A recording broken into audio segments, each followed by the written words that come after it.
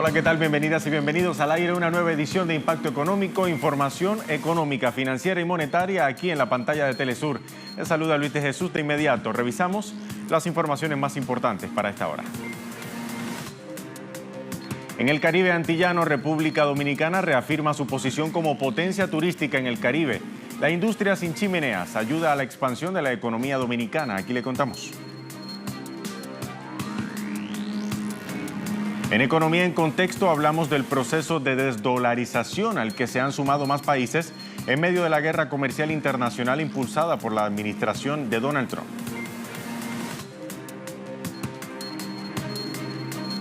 Y los ministros de Finanzas del Foro de Cooperación Económica Asia-Pacífico buscan elevar la productividad e impulsar el crecimiento frente a los riesgos de la economía mundial. En Economía 360 le ampliamos.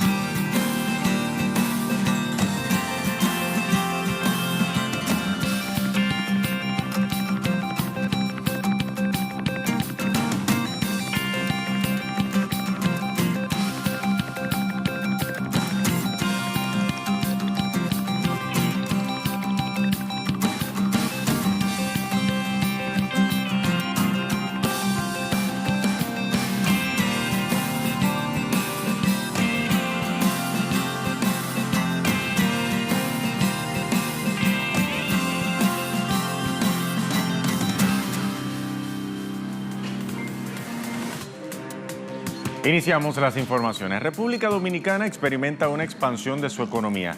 Esto gracias a los importantes aportes que otorga la industria del turismo al país caribeño. Los datos oficiales dan cuenta del posicionamiento que ha ganado República Dominicana precisamente como una potencia turística en la región del Caribe. Aquí en Impacto Económico ya le contamos. Un estudio del Banco Central de la República Dominicana reveló que el país obtuvo ingresos por más de 7.100 millones de dólares a lo largo de 2017, generados por el turismo. Esta cifra representó el 38% del total de exportación de bienes y servicios y el 25,3% del total de ingresos por divisas. Las autoridades bancarias en su informe señalaron que la República Dominicana ocupó el primer lugar por ingresos generados a través del turismo en Centroamérica, el Caribe insular y Suramérica, y la cuarta posición en cuanto a cantidad de turistas internacionales recibidos, solo superado por Argentina, Brasil y Chile. Durante 2017, el país fue visitado por más de 6.100.000 turistas, mientras que los puertos del país recibieron a 1.107.966 excursionistas que llegaron en cruceros. Otro factor que influye positivamente con la industria sin chimeneas de Dominicana es su nivel de infraestructura. Hasta el año 2017, el país contaba con 77.119 habitaciones y para 2019 espera incorporar otras 7.000 habitaciones gracias a las inversiones de capital extranjero. Asimismo, los establecimientos comerciales destinados a la actividad turística ofrecieron empleo al 7,6% de la población económicamente activa. Igualmente, por concepto de impuestos y tarifas, el país obtuvo del turismo 1.000 millones de dólares en ingresos. Cambiamos ahora a otro tema. El presidente de Venezuela, Nicolás Maduro, encabezó este jueves desde el Palacio de Gobierno una reunión de trabajo con el equipo económico gubernamental. En la actividad, el jefe del Ejecutivo venezolano sostuvo que el programa de recuperación económica va en la línea productiva necesaria del país y ha priorizado 6 importantes áreas, a decir, petróleo, petroquímica, oro y demás minerales como el hierro, el aluminio, cemento y la agricultura. Adelantó que llevará en los próximos días ante la Asamblea Nacional Constituyente el proyecto de ley constitucional del Plan de Patria 2025 que contiene las metas productivas en el campo alimentario, agroalimentario, industrial, tecnológico y económico. Asimismo, dirigió la inauguración de la primera planta de concentración de coltán del país, que contó con una inversión de 210.000 millones de bolívares soberanos, 3,5 millones de dólares y podrá producir 160 toneladas de mineral al día. El gobierno de Venezuela también sigue impulsando el plan de recuperación y prosperidad económica con apoyo a la planta de reciclaje metálico o a la industria de reciclaje metálico. Autoridades del Ministerio de Desarrollo Minero Ecológico y representantes de la empresa de Países Bajos Fondel Metals supervisaron las obras de instalación de una planta de reciclaje de escoria metálica en los terrenos de la CVM Loma de Níquel, en la región central del país. El gobierno venezolano afirmó que la planta es un prototipo único diseñado bajo las siglas FNR, que significan ferroníquel recuperado. Tendrá una capacidad para recuperar 3.000 toneladas del metal, contribuyendo así a maximizar el rendimiento del níquel venezolano. La gerencia de CVM Loma de Níquel informó que la utilidad de la comercialización del ferroníquel que se extraiga con la nueva planta será distribuida en un 60% para el Estado venezolano y en un 40% para la compañía de Países Bajos. En lo que va de año, Venezuela ha exportado un total de 1.288 toneladas de ferroníquel hacia Europa. Dejamos entonces la América del Sur para ir entonces a Norteamérica. El nuevo Tratado de Libre Comercio suscrito por los gobiernos de México, Canadá y Estados Unidos tendrá ahora una nueva denominación en castellano. Le decimos por qué. El presidente electo de México, Andrés Manuel López Obrador, pidió a sus seguidores en las redes sociales un nombre para rebautizar en español el denominado USMCA, conocido así por su sigla en inglés. El acuerdo se conocerá entonces en español como el TEMEC. Su significado será el mismo, pero su nomenclatura permite una mejor pronunciación en español. La Secretaría de Economía de México, de acuerdo con los presidentes Peña Nieto y Obrador, acordó adoptar la nueva nomenclatura para el Tratado Trilateral de México, Estados Unidos y Canadá. El nuevo acuerdo permitirá a los tres países intercambios comerciales por un valor de 1,2 billones de dólares al año. Y una de las principales instituciones financieras de México, la Citibanamex, anunció recortes en su plantilla de trabajadores. La institución bancaria despedirá a 2.000 trabajadores entre finales de octubre de este año y finales de marzo del año 2019.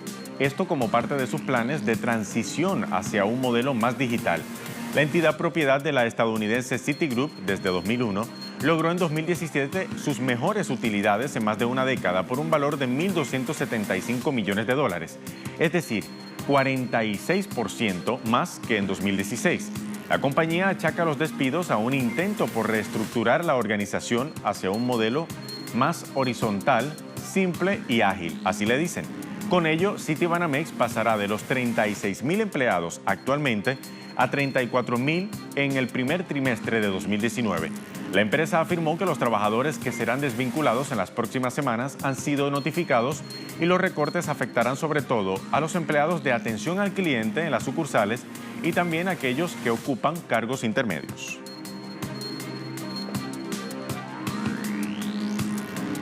Hablemos ahora de Cuba. El gobierno de ese país resiste con nuevas estrategias al bloqueo impuesto por Estados Unidos por casi 60 años.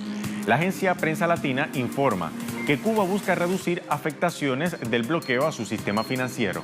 La ministra y presidente del Banco Central de Cuba, Irma Martínez, dijo que el país trabaja para minimizar al máximo posible las grandes incidencias del bloqueo en su sistema financiero.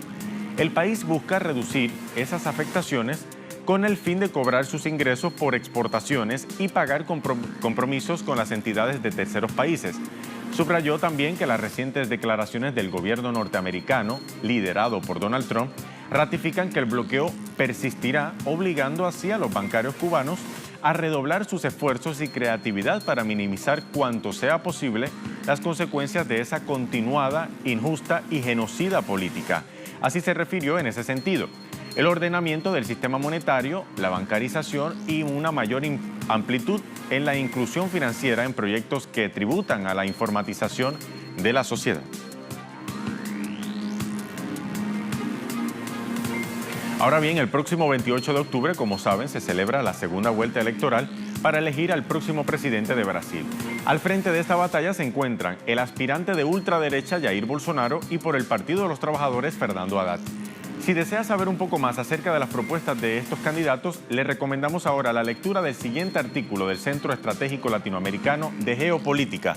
Ahí lo tienen en pantalla, que se titula Nuevo Proyecto de Desarrollo para Brasil, la propuesta de Fernando Haddad. Los investigadores del CELAC, Lucía Converti y Sergio Martín Carrillo, ofrecen una nueva radiografía sobre la actual economía brasileña y además exponen las propuestas en el ámbito económico del aspirante petista, en lo que destacan como un plan de emergencia destinado a derogar las limitaciones sobre la inversión social y también un plan estructural para el país. Hacemos una primera pausa en Impacto Económico. Al regreso, en Economía en Contexto, le hablamos del proceso de desdolarización que emprenden países para hacer frente a la guerra comercial iniciada por el presidente Donald Trump en Washington. Ya venimos.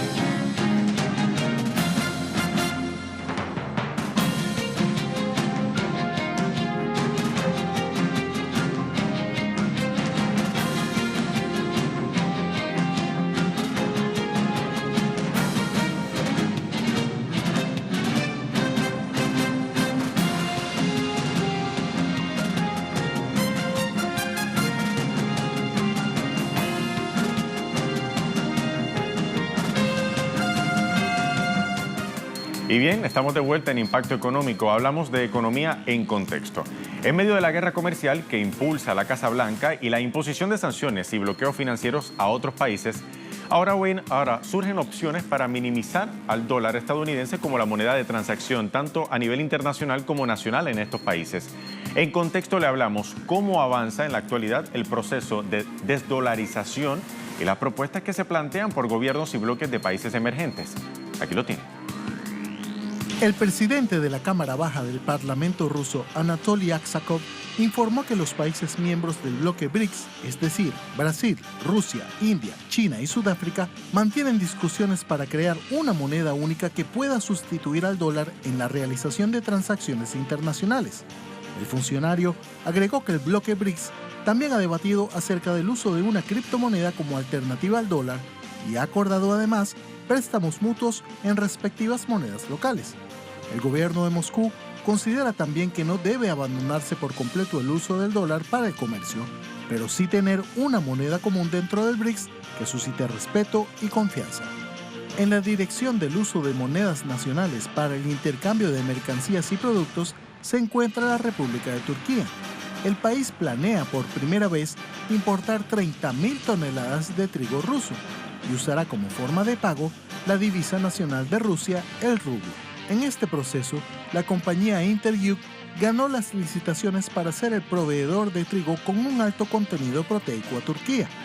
El precio anunciado del contrato es de unos 17.000 rublos aproximadamente, es decir, $260 por tonelada de trigo. Por otra parte, la presidencia del banco ruso VTB ha señalado que gradualmente se comenzarán a suscribir contratos en todas las esferas en moneda nacional y el proceso tomará como mínimo 5 años. Ahora bien, en el reciente Foro Económico Oriental que se desarrolló en septiembre en la capital rusa de Moscú, no pasó por alto el tema de la desdolarización. Precisamente, el presidente Vladimir Putin propuso reducir el uso del dólar en sus transacciones comerciales con el fin de fortalecer la estabilidad del tratamiento bancario de las importaciones y exportaciones entre ambas partes. Tanto la parte rusa como la china han confirmado su interés en usar las monedas nacionales de manera más activa para los reglamentos comunes. Esto fortalecerá la estabilidad del tratamiento bancario de las importaciones y exportaciones, operaciones en condiciones de riesgo persistente en los mercados mundiales. Ahora bien, los miembros de los países BRICS no son los únicos que plantean un camino hacia la desdolarización. También están las naciones africanas que apuestan a otra unidad monetaria distinta al dólar en sus transacciones comerciales. Les explicamos. La Comunidad Económica de Estados de África Occidental, ECOWAS, ha propuesto una moneda única que se emplee en las transacciones comerciales de los Estados miembros. Dicha divisa llevará por nombre ECO y se adoptará a partir del año 2020. Los principales miembros del bloque que usarán la moneda serán Gambia, Ghana, Guinea, Nigeria y Sierra Leona. Además de crear una zona monetaria común, el ECOWAS propone abrir un banco central y único para los 15 países con el objetivo de impulsar el desarrollo comercial y el sistema de pagos. La iniciativa de crear una unidad monetaria única en la región occidental africana ha despertado el interés de otros países del norte de África, entre los que destacan Marruecos, quien está dispuesto a abandonar el dirham, su moneda local, y abrazar al ECO cuando éste se adopte. Así lo ha comunicado el ECOWAS. Ahora bien, sepa que sobre este tema en Venezuela también las autoridades gubernamentales se han unido a la ruta de la desdolarización de su mercado. El 1 de octubre, por ejemplo, el presidente del país suramericano, Nicolás Maduro, activó el blockchain o libro contable para la criptomoneda venezolana, el Petro, la primera en el mundo que está respaldada en reservas certificadas de crudo. De hecho, la actividad estuvo enmarcada en el inicio de las operaciones internacionales de la criptomoneda, como una moneda de intercambio comercial, tanto nacional e internacional. Maduro explicó el proceso mediante el cual los usuarios pueden acceder a la compra del Petro y también adelantó un plan especial de fortalecimiento de las reservas internacionales a través del Petro y dispuso un encuentro nacional de mineros, mineras y especialistas en criptoactivos para el venidero 29 de octubre, esto es dentro de nada, extendiendo su invitación a especialistas internacionales. El Petro venezolano, a través de la tesorería de criptoactivos, entra en interacción monetaria con 6 casas internacionales de intercambio de monedas digitales. Las llaman exchange. Para los que tenemos alguna edad, un poquito más mayorcitos, ¿no? Porque toda la juventud sabe que es un exchange, ¿verdad? Los muchachos saben que es un exchange. Entramos en funcionamiento y trabajo con las 6 exchanges más poderosas del mundo. A partir del 5 de noviembre, el Petro saldrá a la venta del público venezolano en bolívares soberanos. Usted podrá comprar Petro en bolívares soberanos y podrá ahorrar en certificados de Petro, respaldado por el petróleo venezolano. Ahora bien, hay muchísimo más que se está haciendo en la República Bolivariana para hacer frente a la guerra comercial. De hecho, el gobierno de Venezuela anunció medidas en materia cambiaria para el país y para hacer frente a las sanciones unilaterales que son impuestas por el gobierno estadounidense de Donald Trump. Sobre las medidas cambiarias, el gobierno venezolano anunció que volvería a ofertar divisas entre noviembre y diciembre tras la recuperación de los precios del barril del petróleo. Se trata de 2.000 millones de euros que estarán disponibles para el mercado cambiario nacional. Las transacciones se harán a través del euro, el yuan y otras medidas convertibles y no del dólar estadounidense, para así poder contrarrestar entonces el efecto de las sanciones que son impuestas por Washington y cuyas repercusiones negativas afectan al sector productivo público y privado venezolano. Hacemos una segunda pausa aquí en Impacto Económico. Al regreso hablamos Economía 360. Vamos a estar tocando el tema de los países del Foro de Cooperación Económica Asia-Pacífico y cómo buscan impulsar el crecimiento económico precisamente para hacer frente a la guerra comercial impuesta por Estados Unidos. Ya venimos.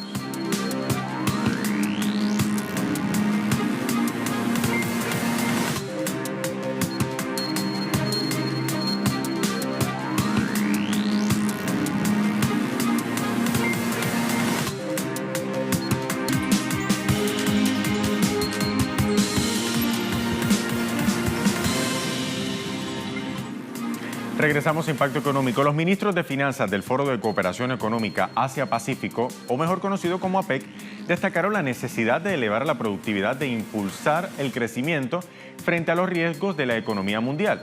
Les contamos ahora más detalles en Impacto Económico. Una declaración conjunta de los ministros de Finanzas del Foro de Cooperación Económica Asia-Pacífico, APEC, instan a los 21 países miembros a elevar la productividad e impulsar el crecimiento frente a los riesgos que representa la economía mundial, entre ellos el aumento de la tensión comercial y geopolítica, la deuda pública, la desigualdad y el bajo crecimiento. Ante esos desafíos, los participantes en el encuentro propusieron soluciones encaminadas a promover el crecimiento económico y la inclusión financiera. Entre las propuestas está el aumento de las inversiones en la infraestructura mediante la diversificación de las fuentes financieras y la participación del sector privado.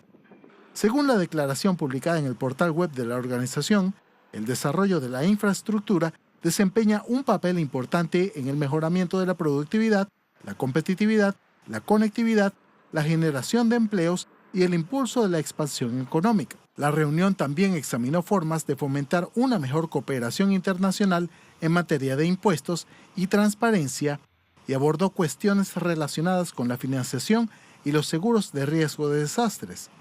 El próximo encuentro de titulares de economía del Foro APEC se realizará en octubre de 2019 en Santiago de Chile y el venidero mes de noviembre se reunirán los líderes de las naciones integrantes del bloque aquí en Port Moresby. Mire, le contamos más. El Brexit se estanca. ¿Por qué? Bueno, le cuento. En la pasada cumbre de la Unión Europea no hubo ningún acuerdo sobre la retirada del Reino Unido del bloque comunitario. Esa cumbre fue esta semana, de hecho. Uno de los escollos es el tema de la frontera entre Irlanda del Norte y la República de Irlanda. Ante este escenario, las negociaciones continuarán en los próximos días. Sin embargo, luego del último impasse, ahora Londres y Bruselas deben continuar las negociaciones en las próximas semanas. Por su parte, la primera ministra británica, Theresa May, admitió que la Unión Europea y el Reino Unido estudian extender el periodo de transición del Brexit durante unos meses para garantizar que no habrá una frontera entre Irlanda del Norte y la República de Irlanda cuando termine el denominado periodo de transición. Si es que para entonces no ha entrado ya en vigor un nuevo acuerdo de asociación entre la Unión Europea y Londres. Ahora bien, el referido periodo transitorio está fijado desde el 29 de marzo de 2019, la fecha prevista del Brexit, hasta el 31 de diciembre del año 2020, aunque dicho lapso podría cambiar en las próximas negociaciones. Y hablando de Reino Unido, precisamente las ventas minoristas en ese país cayeron en el 9º mes del año. Vamos ahora a revisar datos de la Oficina Nacional de Estadística Británica. En septiembre de este año, fíjese, las ventas minoristas registraron una caída de 0,8% frente al mes pasado y en 3% en relación al mismo mes del año anterior. El descenso en el comercio minorista se vio perjudicado en septiembre por una caída del 1,5% en el gasto de alimentación, que significa la mayor contracción experimentada en 3 años en ese ámbito. Los expertos señalan que la contracción se debe a la salida del Reino Unido de la Unión Europea o Brexit, que podría estar golpeando la confianza de los consumidores.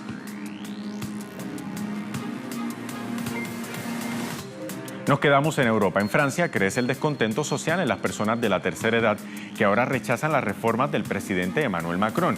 Este jueves, miles de jubilados marcharon en el centro de París, en la capital, en rechazo al aumento de los impuestos sobre los salarios y las pensiones que afirman han afectado sus ingresos y sus niveles de vida. El aumento del llamado impuesto CSG, que corresponde a la contribución social generalizada, ha afectado a todos los asalariados, incluidos los jubilados. Los recortes en otras contribuciones sociales que resultaron en un pequeño aumento en los salarios de los trabajadores no compensaron esto para los jubilados, ya que no reciben cheques de pago. El descontento de los adultos mayores también se debe al pírrico aumento que el gobierno anunció para las pensiones entre el 2019 y 2020, que apenas será de, escucha esta cifra, 0,3%, mucho menor al aumento de la inflación. Es la primera vez que vemos a un presidente que toma dinero de los jubilados. Hay diferentes maneras de hacerlo. Podría haberse reunido con nuestros representantes y preguntarnos si podríamos contribuir a este esfuerzo. Nos presentó un trato hecho. Y entonces lo que me molestó profundamente fue verlo en la televisión diciendo: agradezco a los jubilados por hacer un esfuerzo. No tiene que agradecernos por el dinero que nos robó. A él no le importan los jubilados. Lo que es importante para él es generar ingresos. Y la forma más fácil de hacerlo es ordenar a los jubilados, que saben muy bien que aunque protesten, no ganarán. Es realmente fácil y es terrible. porque hizo una promesa durante su campaña que no cumplió. Por lo tanto, el señor Macron es un mentiroso y su gobierno es el mismo. Y bien, la importante empresa estatal rusa Gazprom registró aumentos en sus ventas en los primeros 9 meses de este año. El portal web Sputnik así lo titula. Gazprom aumenta exportaciones de gas en 8.000 millones de metros cúbicos en 2018. Dicho aumento fue entre enero y mediados de octubre en comparación con el mismo periodo para el año anterior. Así lo informó el jefe de la compañía, Alexei Miller. Las ventas de gas en los primeros 9 meses y medio del año corriente se sitúan en 156.600 millones de metros cúbicos. Miller aseguró que este año habrá nuevo récord de exportaciones de gas a los países extranjeros, que superará los 200.000 metros cúbicos. La producción anual de gas de Gazprom podría acercarse así a los 500.000 millones de metros cúbicos de gas para finales de 2018. Y bien, llegó el momento de revisar los indicadores del precio del petróleo para la jornada de este jueves. Lo hacemos como de habitual con nuestra realidad virtual. Iniciamos con el precio del barril de petróleo intermedio de Texas, el WTI, que registró este jueves 69,45 dólares. Perdió bastante, perdió 0,82% respecto a la jornada anterior. Ahora, el barril del petróleo Brent, ahí lo tienen, de referencia en Europa, se ubicó en 79,69 dólares. También perdió 0,38% más que en la jornada anterior. Y finalizamos con el barril de petróleo venezolano, que tiene o marcó el crudo venezolano 515,39 yuanes para el cierre de la jornada de este jueves. Llegamos así al final de esta emisión de Impacto Económico. Recuerda seguirnos en redes sociales, en Telesur, @TelesurTV, @TelesurImpacto. Hasta la próxima.